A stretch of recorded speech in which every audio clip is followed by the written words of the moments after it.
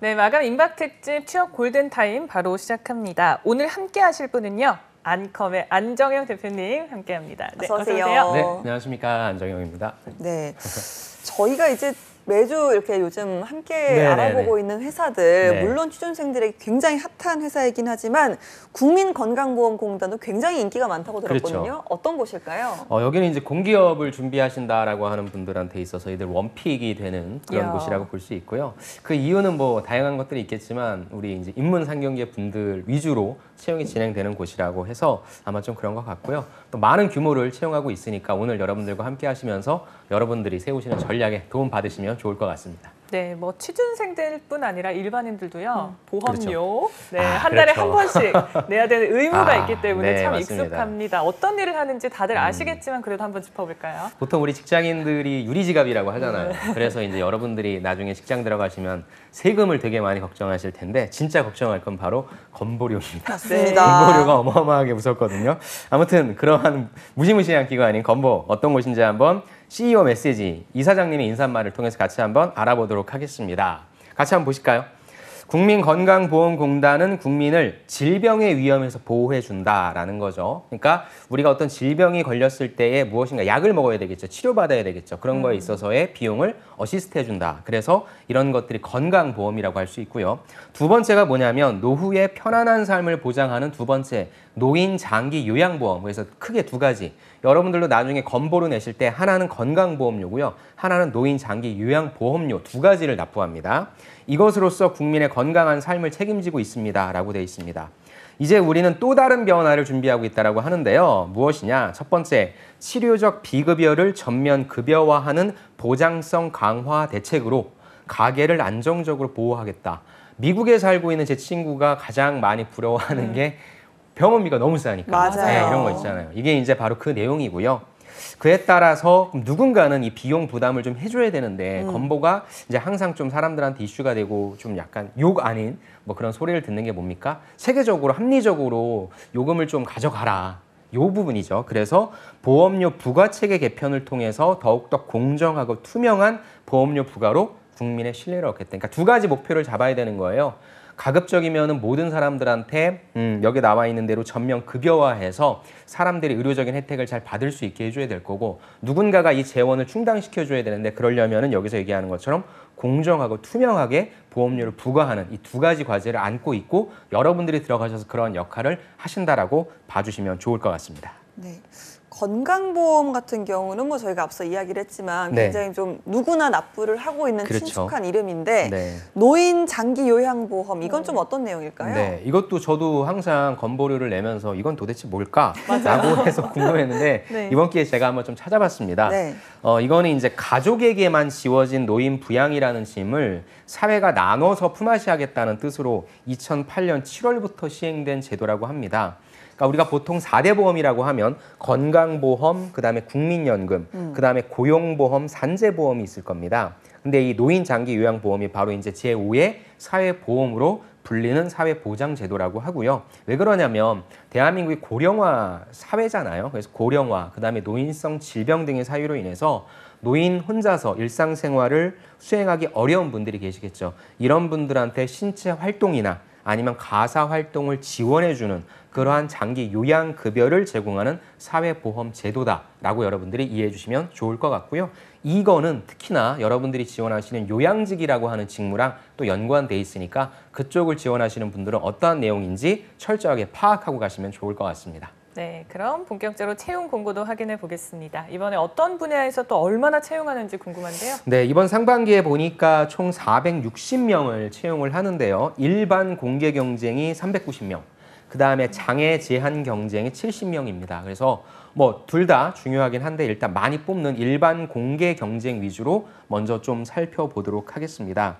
보니까 일단 전국 단위에서 모집하는 게 2명이 있는데 보니까 기술직입니다. 기술직은 뭐 전기, 기계 이런 설비 쪽이라고 보시면 될 것 같고요. 네. 그다음에 원주 본부, 이제 본사가 원주에 있다 보니까 여기에서 근무하시는 분들이 32분인데 전산직 이제 원주 본사에서 근무하신다고 보시면 좋을 것 같고요. 나머지는 이제 전국적으로 뿌려져 있는데 보니까 인천 경기본부가 제일 많더라고요. 140명. 그래서 여러분들이 지원하실 때 아무래도 여러분들 지역 연고지 쪽으로 배치를 좀 해주시긴 할 거예요. 그래서 여러분들이 어느 쪽을 지원하실까도 꼭 파악해 보시기 바랍니다.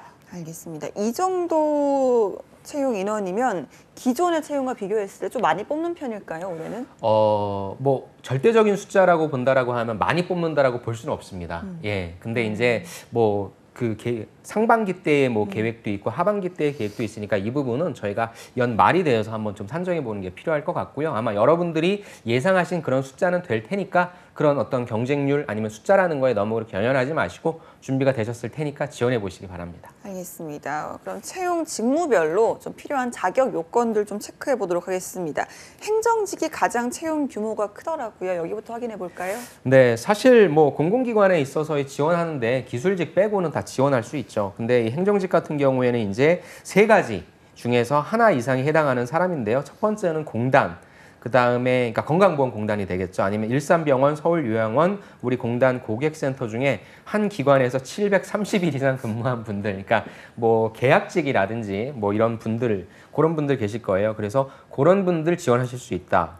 두 번째는 우리 공단 청년 인턴으로 90일 이상 근무한 사람 지원할 수 있다라고 한다면 아까 제가 초반에 말씀드린 것처럼 취준생들의 원픽이 될 수가 없겠죠. 네. 그럼 어떻게 해서 원픽이 되냐? 그냥 영어 점수 하나 있으면 됩니다. 즉 토익 700점 이상 되면 지원할 수 있으니까 제 생각에는 이 3번째 영어 점수 때문에 여러분들이 다 지원할 수 있는 자격이 되니까 여러분 토익 점수는 다 갖고 계시겠죠. 그것 가지고 지원하시면 좋을 것 같습니다. 네, 깜짝 놀랐어요. 영어 점수 보기 그렇죠. 전까지는. 네. 자, 그러면 행정직으로 취업을 하게 되면 네네. 어떤 일들을 하게 되나요? 네, 일반적인 이제 경영 지원 업무에 그다음에 이제 건강보험공단만의 그 행정직 업무가 있습니다. 그 2가지를 한다라고 볼 수 있는데 일반적인 경영 지원 업무는 여러분들이 다른 공공기관 그 채용 직무기술서에도 보셨을 테니까 저는 건보만의 특징인 건강보험 요거에 관련된 일을 좀 말씀드릴게요. 그러니까 건강보험 급여 정책을 수립, 지원, 운영한다. 아무래도 여러분들은 들어가시면 운영하실 역할을 하실 것 같고요. 뭐 하는 거냐? 건보료를 징수해야 되겠죠. 그래서 가입자와 사업장을 관리하면서 저 같은 사람한테 보험료를 징수하는 겁니다. 내셔야죠. 그 다음에 보험 급여 업무가 있겠죠. 네. 그래서 수가급여, 급여보장, 약과 관리 및 협상 등 이런 업무 있고 보험급여를 기획 관리하는 업무라고 해서 당신은 건강보험료를 내야 되는 사람입니다 라고 자격을 부과하는 그 다음에 이제 돈을 걷는 징수관리 그 다음에 보험급여를 산정하고 운영하는 이런 업무다라고 봐주시면 좋을 것 같습니다. 네, 보험료를 징수하고 또 뭐 보험 급여를 관리하고 아무래도 대민 업무, 민원을 처리하는 업무가 네네. 많네요. 맞습니다. 그 이제 건보하면은 여러분들이 민원을 처리한다라고 잘 알고 계신데 도대체 어떤 민원을 처리하는지 여러분들이 그 감을 잡고 가셔야 돼요. 그래서 민원은 크게 2가지가 있어요. 저와 같은 개인 민원이 있고요. 그다음에 여러분들이 회사에 들어가시면 누군가는 이걸 납부하잖아요. 왜냐하면 회사는 내가 절반 내고 회사에서 절반 내주거든요. 이 회사에서 절반 내주는 걸 담당하는 사람이 바로 인사팀의 급여를 담당하는 사람입니다. 그분도 건보료를 납부할 때 이 사람은 얼마까지 납부하는 게 맞아요 등등. 왜냐하면 우리가 다 1일 날에 들어와서 31일 날 나가는 게 아니잖아요. 네. 사람마다 다 다르니까. 그래서 그런 것들에 대한 민원들을 상대하는 거다라고 봐주시면 되고요. 어떤 게 있냐? 첫 번째, 제일 많이 하는 게 이제 증명서 발급 및 확인입니다. 나 여기에 들어가는 사람인지 자격 확인서, 기타 징수금 납부 확인서, 그 다음에 자격 득실 확인서. 여러분들이 회사를 다니다가 나오시면은 직장 가입자에서 지역 가입자가 돼요. 지역 가입자에서 다시 회사를 들어가면 다시 직장 가입자가 돼요. 그럼 내 건강보험이 유지되는지 안 유지되는지, 직장으로 유지되는지, 지역으로 유지되는지 이런 것들을 체크해야 되잖아요. 그런 것들에 대한 문의를 할 수 있다는 거죠. 2번째 자격조회입니다. 아까 말씀드렸던 그런 자격이라고 봐주시면 되고요. 제일 궁금한 게 이거죠. 보험료 조회예요. 여러분들이 직장 다니시면 어찌됐건 여러분들의 소득은 다 투명하게 공개가 되기 때문에 유리지갑이잖아요. 네. 그래서 심플한데 지역가입자이신 분들은 집도 있어요, 차도 있어요, 소득도 있어요, 뭐 다양한 어떤 뭐 부가적인 소득이 있어요. 그럼 이런 것들을 다 더해서 내가 도대체 얼마를 내는지 되게 궁금하거든요. 그리고 변동될 수 있잖아요. 집도 팔 수 있고 차도 팔 수 있고 그런 거에 관련된 뭐예요? 보험료 조회에 관련된 그런 민원도 있을 수 있고요. 보험료 납부에 관련된 부분이 있습니다. 그래서 보험료 대납이라고 하는 게 있는데 실제 근무하시는 분들은 대납 이런 부분의 일들이 좀 많다라고 합니다. 보험료 고지서, 보험급여 등 이 부분은 여러분들이 홈페이지 들어가시면 건강보험공단에 민원이라고 있어요. 거기 민원이 보면은 아 요런 내용들의 민원이구나라고 아실 수 있고요. 제일 좋은 건 여러분들이 지금 누군가의 건강보험 혜택을 여러분들이 받고 계실 거예요. 뭐 아버지나 아니면 뭐 지역가입자가 됐건 직장가입자, 그러면 내가 한번 전화해 보겠다는 거예요. 그런 식으로 해서 민원을 상대했을 때 어떤 걸 내가 주로 물어보는지, 그리고 민원을 상대하는 저 분이 나한테 어떻게 대해주는지, 왜 여러분들이 들어가시면 그 일을 하거든요. 그래서 저는 여러분들 그 주위에 보시면 건강보험공단이 그 사무소가 다 있습니다. 거기다 한번 가셔서 나 취업하고 싶다라고 해서 그런 부분도 같이 얘기해 보시면 행정직이 이런 일들을 하고 내가 주로 상대하는 민원이라고 하는 게 막연하잖아요. 건강보험공단에서 어떤 민원을 상대하는지 직접 보고 듣고 느낄 수 있으니까, 물론 자소서에는 표현하기 힘들겠지만 면접장 가면 그런 것들이 여러분들한테 굉장히 큰 힘이 될 겁니다. 네. 단순히 서류 작업인가 했는데 민원인을 상대해야 그렇죠. 되는 경우도 꽤나 많다는 네, 생각이 들고요. 맞습니다. 혹시 쌤은 그 보험료 관련해서 통화 같은 거 상담 받아보신 적 있으세요? 전 많이 합니다. 왜 많이 하세요? 궁금하잖아요. 어. 일단은 여러분들, 두 분도 안 그러세요? 내가 갖고 있는 돈을 네. 이제 가져가는 거잖아요. 그쵸. 그리고 항상 어떤 뭐 언론이나 이런 데에서는 건보료가 비싸, 누군가는 차별받고 있어, 막 이런 얘기들을 하니까 네. 과연 이런 것들이 제때제때 집행되고, 물론 그분들이 실수하지는 않겠죠. 근데 아까도 얘기했지만 내가 벌어들이는 소득에 있어서 내가 갖고 있는 자산에 있어서 어떤 변동이 있다? 이런 것들이 제때제때 반영이 될까라고 하는 부분. 그 다음에 내가 지역에서 직장 갈 때, 직장에서 취업 갈 때 궁금하잖아요. 그런 부분에 있어서 저는 꼭 문의를 하고요. 이 건보료는 또 어떤 거에 있어서 여러분들 가장 큰 그 조회가 되냐면, 여러분들 취업하잖아요. 네. 그럼 학교에서 취업자 수를 통계내잖아요. 그때 하는 근거가 되는 게 여러분들이 회사 들어갔을 때 건강보험료를 내는 회사를 들어가냐 아니냐, 그거 가지고 또 취업률을 산정하는 그런 근거가 되기 때문에 네. 건보는 여러분들 사회생활에 있어서 가장 밑바탕이 되는 기초자료다라고 봐주시면 좋을 것 같습니다. 네.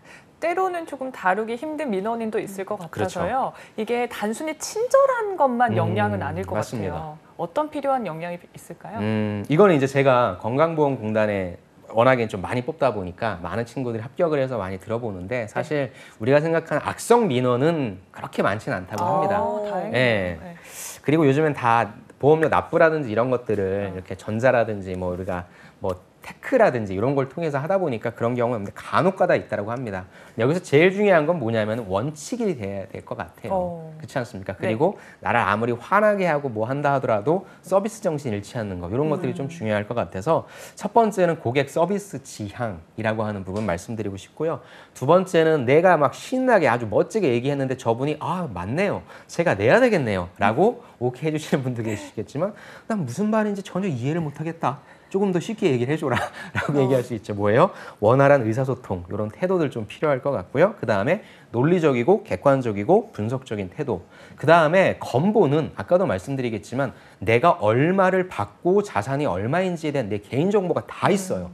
그렇기 때문에 정말로 중요한 정보 보안 태도, 이런 어떤 의식고치, 이런 부분들 되게 중요할 것 같습니다. 네. 알겠습니다. 이렇게 행정직 좀 알아봤고요. 다음이 이제 건강직, 요양직인데 건강직? 이건 어떤 자격이 필요하고 네. 좀 어떤 그 역량이 필요한지 이 부분 좀 짚어볼까요? 네, 이 건강직, 요양직 같은 경우에는 앞서 보셨던 행정직과는 조금 달리 이제 자격증 아니면 이쪽 분야에서 일하셨던 분들이 네. 많이 들어오는 쪽이라고 보시면 좋을 것 같아요. 그래서 그 보시면 자격 요건도 자격증 소지자가 나옵니다.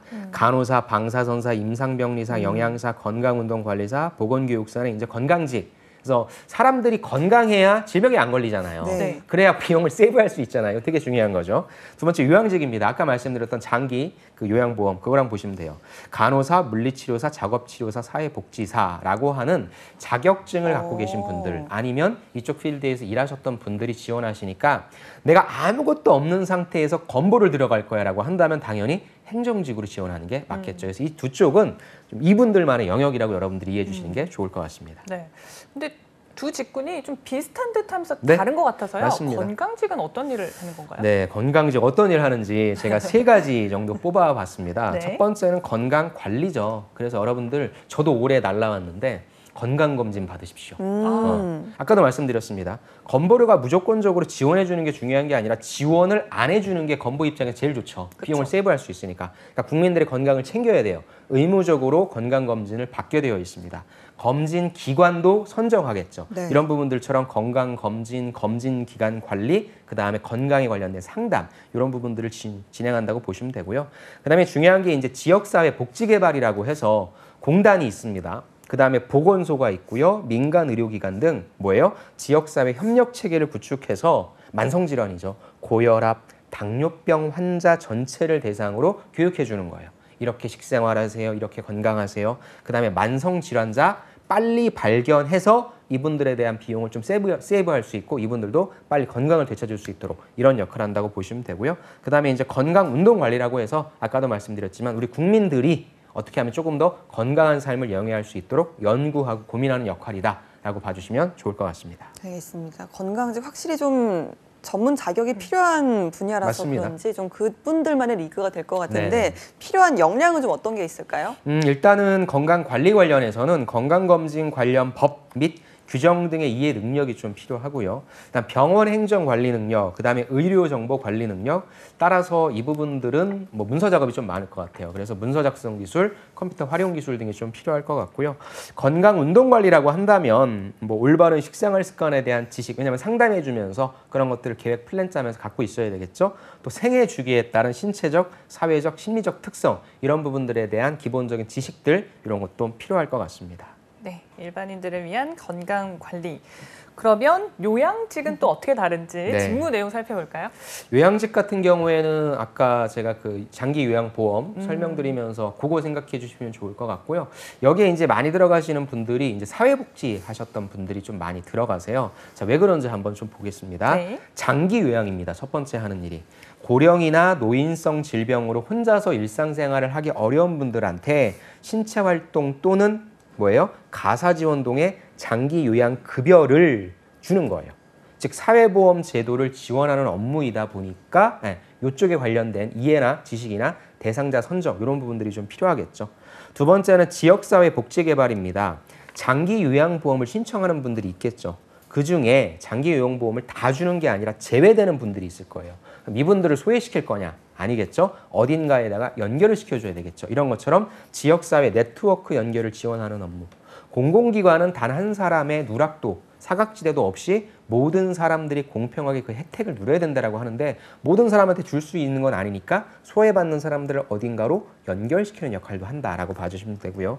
세 번째는 일상생활 가능 지원이죠. 장기 요양보험 신청자의 일상생활 기능을 조사해서 요양 등급 판정을 내립니다. 무조건적으로 뭐 사람들은 다 많이 주는 걸 바라겠지만 당신의 조건이 어떠하니까 이만큼을 준다라고 판정하는 역할하고 그다음에 사회복지 면담이죠. 이분들의 어떤 신청자분들의 욕구를 조사해서 이분들의 원활한 급여 이용 등을 지원하는 업무다라고 봐주시면 좋습니다. 그래서 아까 봤던 건강직은 모든 사람들한테 다 적용되는 거다라고 좀 봐주시면 좋고요. 이쪽에 있어서 요양직은 노인분들로 약간 뭐 100% 한정되는 건 아니지만 그렇게 좀 카테고리화 시키시면 여러분들이 접근하시기에 조금 더 용이하실 것 같습니다. 네, 확실히 좀 건강직이랑 비슷한 듯 또 네, 다른 맞습니다. 조금 더 좀 세분화된 업무인 것 같은데 확실히 역량도 그러면 좀 차이가 있을까요? 그렇게 큰 차이는 없는 것 같고요.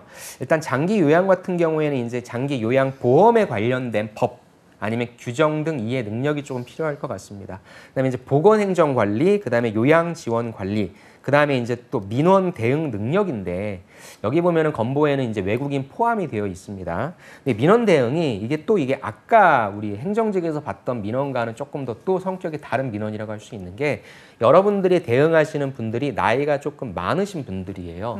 그럼 아무래도 조금 이해력이라든지 뭐 이런 부분들이 조금은 보통 사람들보다는 늦으실 수 있습니다. 이런 데 있어서 쉽게 설명할 수 있어야 될 거고요. 특히나 제외되는 분들한테 또 어떻게 설명할 건데요. 그렇죠? 이런 것처럼 여러분들이 해당 민원이 이 민원인이 누구인지에 대한 파악과 거기에 맞는 접근 방법. 그래서 보통 이런 내용들은 여러분들이 그냥 저는 소통 능력이 있습니다를 얘기한다라기보다는 그래서 실질적인 경력을 갖고 계신 분들이 서류 통과율이 좀 높은 것 같고요. 그런 경험들을 떠올리셔서 맞아 나 그때 좀 까다로운 환경이었고 상황이었는데 그래도 내가 이렇게 좀 넘어갔었지라고 하는 그런 소재를 떠올려 주시는 게 좋을 것 같습니다.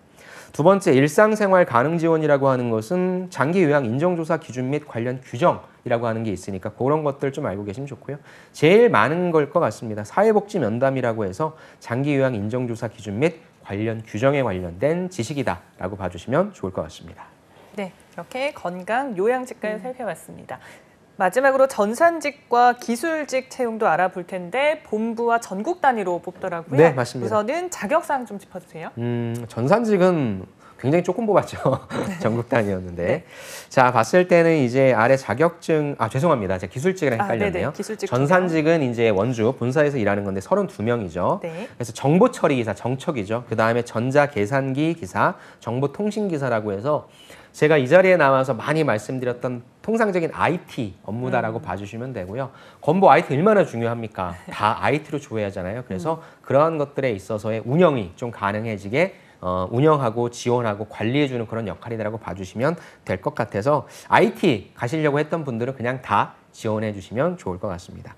네. 두 번째는 기술직인데 괄호하고 전기가 나왔습니다. 즉 전기에 관련된 부분인가 봐요. 그래서 아래 자격증 중 하나 이상 소지한 사람에서 전기기사와 전기공사기사가 있는데 건보가 가지고 있는 전국 지사의 사무실들이 있겠죠. 그다음에 각 병원들이 또 많이 있습니다. 그런 거 관련해서 직접 가서 공사를 한다라기보단 전체적인 관점에서 수리가 필요한 부분들, 공사가 필요한 부분들, 뭐 신축이 됐건 개축이 됐건 증축이 됐건 이런 부분에 있어서의 전반적인 걸 관할하는 분들이니까 이쪽 전산직과 기술직이 그렇게 특히 기술직은 많을 것 같지는 않습니다.